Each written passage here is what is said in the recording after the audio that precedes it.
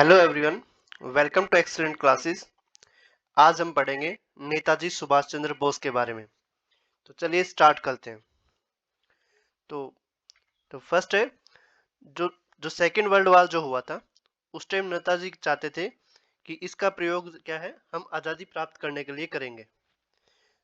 अप्रैल 1941 में क्या हुआ, वो जियादुल नाम अपना चेंज किया और वो काबुल पहुंच गए।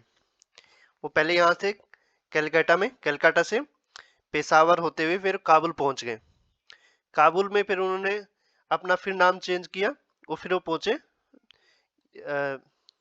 यहाँ पे मॉस्को में पहुंचे। मॉस्को से फिर नाम चेंज किया, वो हिटलर के पास पहुंचे। हिटलर में जब पहुंचे, हिटलर से मिलने से पहले उन्होंने अपना नाम चेंज कर लिया। हिटलर थे जर्मनी में, तो वहां अपना नाम चेंज किया ऑरलैंडो मसजोटा। तो वहां पे हिटलर का उन्होंने अपना सहयोग मांगा, लेकिन लगभग उनका प्रस्ताव असफल टाइप रहा। और रास बिहारी बोस जी थे, उन्होंने आमंत्रण दिया मई 1943 में, उनको आमंत्रित किया तो जापान पहुंच गए। वहां रास बिहारी बोस ने एक इंडिपेंडेंस लीग की स्थापना कर रखी थी। और मोहन सिंह जो थे, जो आईएनए जिन्होंने बनाई थी, उन्होंने टोक्यो में आजाद हिंद फौज का गठन कर रखा था। इसी टाइम नेताजी जो थे, वो सिंगापुर में पहुंचे और आईएनए को फिर से पुनर्गठित किया था। वहां पे एक सरकार भी बनाई थी, जहां वो Netaji PM, president, chief commander सब थे। तो रास बिहारी बोस को वहां सूचना ब्रॉडकास्टिंग मिनिस्टर बनाया गया, जो सरकार उन्होंने बनाई। जापान में अंडमान निकोबार क्या है, नेताजी को सौंप दिया गया था। नेताजी ने उन्होंने क्या है, शहीद और स्वराज द्वीप का नाम दिया था। नेताजी ने क्या है, आजाद हिंद फौज की 4 ब्रिगेड बनाई थी, जिसमें गांधी, नेहरू, सुभाष और आजाद, और एक लक्ष्मीबाई ब्रिगेड भी थी, जो महिलाओं के लिए थी। तो उनकी जो हेड थी वो लक्ष्मी जी स्वामीनाथन जी थी। और उसके जो कमांडर थे, पीके सहगल, गुरबख्श सिंह ढिल्लो, शाहनवाज खान, ये आईएनए के प्रमुख कमांडर थे। और आईएनए को जो मणिपुर मात्र सिर्फ मोयरिंग एक जगह है मणिपुर में, वहीं तक आईएनए पहुंच चुके थे। आईएनए मतलब आजाद हिंद फौज वहीं तक पहुंची थी। तो उसके बाद जो इसके टुकड़ी का जो नेतृत्व किया, वो कर्नल मलिक ने किया था। और ऐसा माना जाता है कि नेताजी एयर क्रैश में शहीद हो गए थे। तो चलिए थोड़ा इसको डिटेल में पढ़ते हैं। नेताजी क्या है, एक तरीके से इंट्रिपिड मैन थे, वो लीडर थे। और उन्होंने जो अगर भारतीयों की कहीं इंसल्ट होती थी यूरोपियंस के द्वारा, तो वो हमेशा उसका जवाब डट कर देते थे। उन्होंने इंडियन सिविल सर्विसेज जो एग्जाम था, वो क्रैक किया था, मतलब क्लियर किया था। उसके बाद वो बन गए थे, आईसीएस बन गए थे। लेकिन उन्होंने देश की स्वतंत्रता के लिए कुछ करना था, इसलिए उन्होंने आईसीएस से जो उनका पद था, आईएएस समझ लो एक तरीके से, उन्होंने उस पद से इस्तीफा दे दिया था और वो कांग्रेस ज्वाइन कर ली थी। उनके जो पॉलिटिकल गुरु थे, वो चित्तरंजन दास जी थे।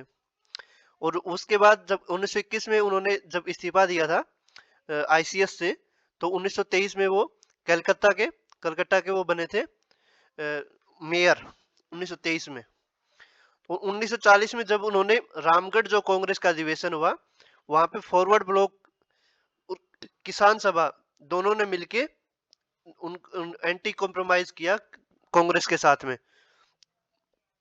और उसके बाद उन्होंने जो 6 अप्रैल का दिन था, जो नेशनल वीक जो होता है, उसमें जो इंपेरियलिस्ट मतलब कि जो सरकार थी, उसको बोला गया कि ब्रिटिशर्स को, जो अंग्रेजों को किसी भी तरह की कोई सहायता नहीं दी जाएगी, चाहे वो मतलब आदमी मैन की हो, मनी की हो, या मेटेरियल की, किसी की सहायता नहीं की जाएगी। तो जनवरी 1941 में क्या हुआ, जो सुभाष चंद्र बोस जी थे, वो देश छोड़ के निकल गए। वो 26 जनवरी को वो पहुंचे पेशावर, जो अब पाकिस्तान में है, पहले इंडिया में था। वो पेशावर पहुंचे और उन्होंने नाम चेंज किया अपना जियाउद्दीन, और उनकी हेल्प की थी भगत राम ने। उसके बाद वो पहुंच गए, वहां से पेशावर से पहुंच गए रसिया में, जो मैप में मैंने आपको दिखाया था। रसिया में मॉस्को पहुंचे। उन्होंने मतलब ब्रिटेन के खिलाफ जो स्ट्रगल करना था फ्रीडम का, उसके लिए ब्रिटेन से हेल्प मांगी। लेकिन जून 1941 में जापान खुद वर्ल्ड वार सेकंड में शामिल हो गया था। तो बोस जी ने वहां रसिया को छोड़ के वो पहुंच गए जर्मनी। जर्मनी में बर्लिन में पहुंच गए थे। उसके बाद जो बोस थे वो मिले थे हिटलर से। हिटलर जो जर्मनी में तानाशाह थे वहां पे मिले थे। उन्होंने अपना नाम वहां पे बोला था ओरलैंडो मसोटा। उसके बाद उन्होंने वहां पे एक हिटलर की हेल्प से एक सेना तैयार की थी जिसको मुक्ति सेना कहते हैं, फ्रीडम आर्मी तैयार की थी। उसके बाद जो जर्मनी में एक जगह है ड्रेसडन, वहां पे उनकी आर्मी का हेडक्वार्टर था, वहां ऑफिस बनाया हुआ था। और वहीं पे जो जर्मनी के जो लोग थे या मतलब जो इंडियंस थे, इंडियंस वो थे जो इसमें प्रिजनर ऑफ वार, जो युद्ध बंदी जो होते हैं, युद्ध में जो पकड़े गए थे जर्मनी और इटली में, जो इंडियंस थे उनसे अपनी मुक्ति सेना बनाई थी। और वहां पे उन्होंने जो अपना स्लोगन है वो जय हिंद, जो आजकल कई ऑफिस में जो बोला जाता है, तो उन्होंने जय हिंद का स्लोगन वहीं से दिया था।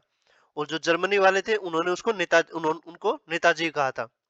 उसके बाद उन्होंने जो जर्मनी में बर्लिन रेडियो है वहां से 1942 से लगातार अपने भाषण वहां से देते थे। और उसके बाद क्या है 1943 में अगले साल ही उन्होंने जर्मनी छोड़ दी। और जर्मनी छोड़ के वो जापान की एक सबमरीन जो पनडुब्बी है उसमें बैठ के वो पहुंच के सिंगापुर, सिंगापुर पहुंचे। सिंगापुर से फिर वो उन्होंने जो इंडियन नेशनल आर्मी, जो आजाद हिंद फौज की जो कमांड थी अपने हाथों में ली। तो वो आजाद हिंद फौज बनाई थी, वो रास बिहारी बोस जी ने बनाई थी। तो चलिए थोड़ा पहले पढ़ लेते हैं कि आजाद हिंद फौज के बारे में, इसका फर्स्ट पेज क्या था, इसकी स्टार्टिंग कैसे हुई थी। उसके बाद हम पहले वाले टॉपिक पे आएंगे। जो इंडियन प्रिजन ऑफ वार थे ना, जो जो युद्ध बंदी थे, उन्होंने क्या है, जो कैप्टन मनमोहन सिंह, एक मोहन सिंह नाम के इंडियन आर्मी ऑफिसर थे जो मतलब कि ब्रिटिश आर्मी में थे। उन्होंने मलाया एक जगह है वहां पे, ये जो प्रिजन ऑफ वार थे, जो युद्ध बंदी थे, उन लोगों को मिला के एक फौज बनाई जिसको वो आजाद हिंद फौज का नाम दिया। उसके बाद उन्होंने जापान वाले लोग थे वो पहले इंडियन के जो सिविलियन थे उनको पहले ही मतलब एक ऑर्गेनाइजेशन बनाने के लिए बोलते थे। लेकिन मोहन सिंह ने वो बना दी, आर्मी बना दी आजाद हिंद फौज नाम की। उसके बाद क्या है, जो उस प्रिजनर वार में लगभग 1942 तक 40,000 आदमी शामिल हो चुके थे आजाद हिंद फौज में। और उसके बाद वो चाहते थे कि कब उनको कांग्रेस, जो इंडियन नेशनल कांग्रेस है, कब इंडिया से उनको इनवाइट करे या इंडिया के लोग उनको कब इनवाइट करेंगे आजाद हिंद फौज को। वो सिर्फ वेट कर रहे थे इंडिया वालों का। उसके बाद इंडिया में जब क्विट इंडिया, जब इंडिया में क्या है भारत छोड़ो आंदोलन हुआ 1942 में, ये सेम घटना उस टाइम 1942 जब भारत छोड़ो आंदोलन, आजाद हिंद फौज वालों को लगा कि ये अब सही समय आ गया है। उस टाइम क्या है, एक जो डिवीजन था उसमें 16,300 आदमी थे, एक ऐसे डिवीजन टोटल 40,000 थे। लेकिन उस टाइम जापान वालों के और जो मोहन सिंह थे, जो जो इसके हेड थे, आईएनए के हेड थे, उनके बीच में थोड़ा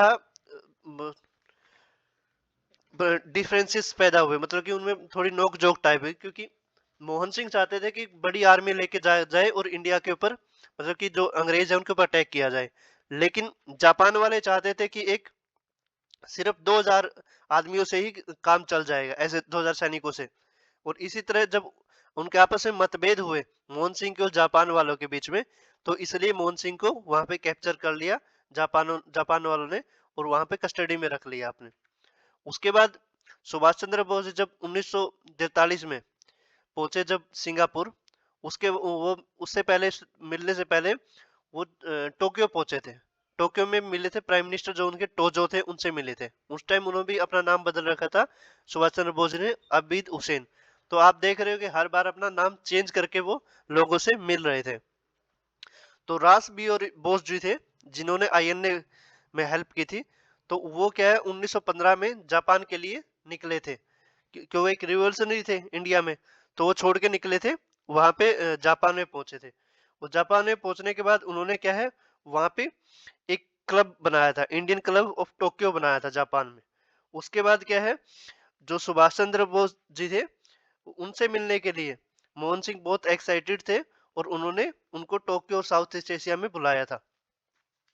और उन्होंने वहां पे एक लीग बनाई थी, मतलब कि वो थी इंडियन इंडिपेंडेंस लीग बनाई थी, तो उसी उसी के कुछ लोग आईएनए में भी शामिल हुए थे। इसी तरह जब बाद में जब सुभाष चंद्र बोस जी जब अगस्त 25 को पहुंचे वहां पे, फरवरी 1944 में जब वो रास बिहारी बोस जी से मिले, तो उन्होंने उनको सुप्रीम कमांडर बना दिया गया था वहां पे, जो आईएनए का और इंडियन इंडिपेंडेंस लीग दोनों का। लेकिन रास बिहारी बोस जी की उनकी अनफॉर्चुनेटली अकस्मात ही मृत्यु हो गई थी 1945 में, 58 साल की उम्र में, क्योंकि उनके लंग्स की वजह से लंग्स में प्रॉब्लम हो गई थी। तो अक्टूबर 1943 में सुभाष चंद्र बोस जी ने वहां पे गवर्नमेंट बनाई थी सिंगापुर में, जिसमें फाइनेंस जो पोर्टफोलियो था वो एच सी चटर्जी जी के पास था, ब्रॉडकास्टिंग था वो एम ए अय्यर के पास था, और वोमेन जो डिपार्टमेंट था वो लक्ष्मी स्वामीनाथन के पास था। वहां पे उन्होंने एक नारा दिया था जिसको बोलते हैं तुम मुझे खून दो मैं तुम्हें आजादी दूंगा। वो जगह थी वहां पे मलाया में। तो ये जगह और नारे और ये जो डेट है ये याद रखनी जरूरी है, क्योंकि एग्जाम में यही पूछे जाते हैं।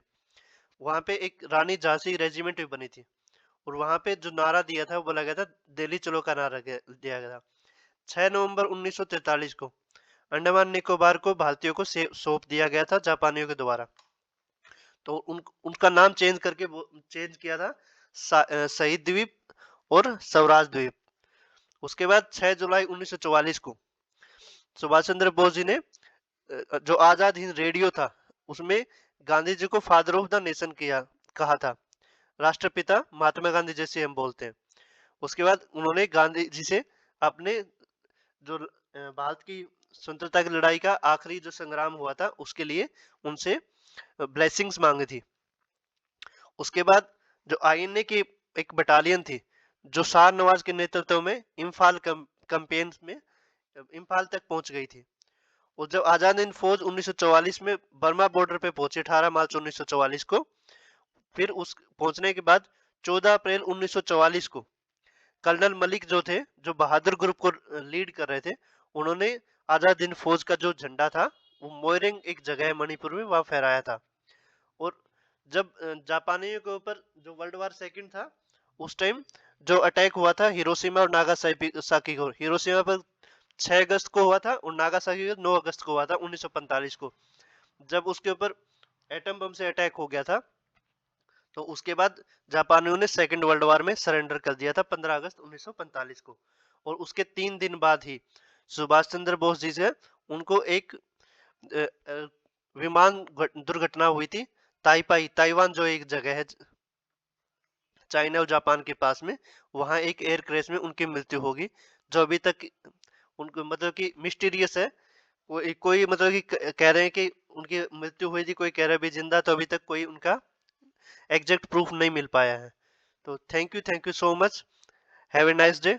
और मेरे चैनल को लाइक करें, कमेंट करें, शेयर करें और सब्सक्राइब करें।